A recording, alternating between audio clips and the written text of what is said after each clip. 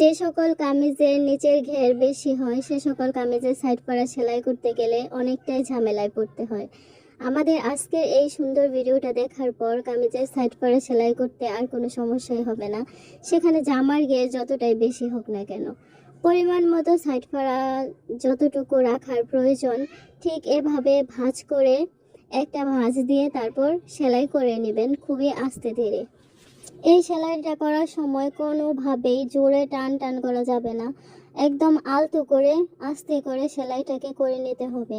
ভিডিওটা যদি খেয়াল করে দেখতে থাকেন তাহলে অবশ্যই বুঝতে পারবেন যে আমরা সেলাইটা কিভাবে করে নিচ্ছি।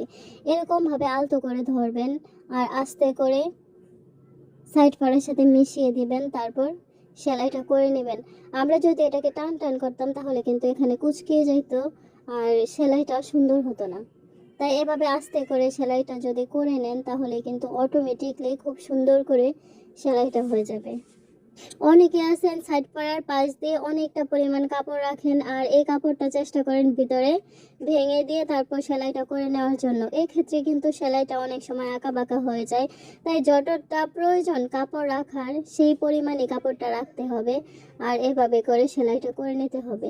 বেশি পরিমাণ কাপড় থাকলে কিন্তু যদি ভিতরে বেশি পরিমাণ কাপড় দিয়ে তারপর সেলাইটা করতে চান সেক্ষেত্রে সেলাইটা অনেকটাই আঁকা বাঁকা হয়ে যায় আর দেখতে অনেকটা ভালো লাগে না।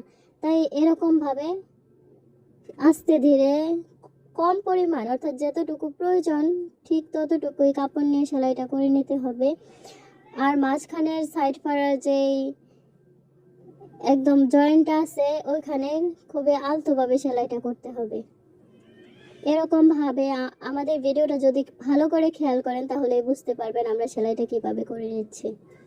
যেহেতু নিচের ঘেরটা অনেকটাই বেশি তাই এইভাবেই সেলাইটাকে করে নিতে হবে খুবই আলতো করে। একটা পরিপূর্ণ কামিজের সৌন্দর্য অনেকটাই নির্ভর করে একটা সাইড পাড়া সুন্দর সেলাইয়ের উপর। এই সাইড পাড়ার সেলাইটা যদি সুন্দর হয় তাহলে কামিজটা অনেকটা দেখতে অনেক বেশি আকর্ষণীয় লাগে। তাই যতটুকু প্রয়োজন সাইড পাড়া সেলাইয়ের জন্য যেটুকু কাপড় প্রয়োজন ঠিক ততটুকুই রাখা উচিত আর এরকমভাবে আলতো করে আস্তে ধীরে সম্পূর্ণ সাইড পাড়াটা সেলাই করা উচিত।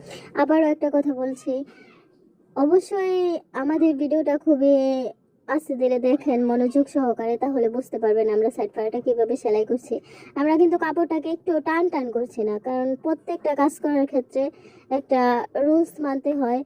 সাইড পাড়া যখন সেলাই করব তখন কিন্তু অবশ্যই কাপড়টাকে নর্মালভাবে রাখতে হবে, একদম যেরকমভাবে আছে ওই রকমভাবেই ভেঙে আস্তে আস্তে সেলাই করতে হবে, তাহলে কিন্তু এটা টান টান লেগে থাকবে না। এখন এই যে আমরা একটা পাশ সেলাই করলাম, এখানে মাত্র একটা সেলাই করা হয়েছে, এখন সাইড থেকে আমরা আরও একটা সেলাই করে নেব, তাহলে আমাদের সাইড পাড়াটার সেলাই কমপ্লিট হবে। যাদের সাইড পাড়া সেলাই করতে সমস্যা, যাদের কামিজের বেশি ঘের দিতে চান আর সাইড পাড়া সেলাই করতে গেলে কুঁচকিয়ে যায়, তারা কিন্তু আমাদের এই ভিডিওটা ফলো করতে পারেন, তাহলে খুব সুন্দরভাবে সাইড পাড়াটা সেলাই করতে পারবেন।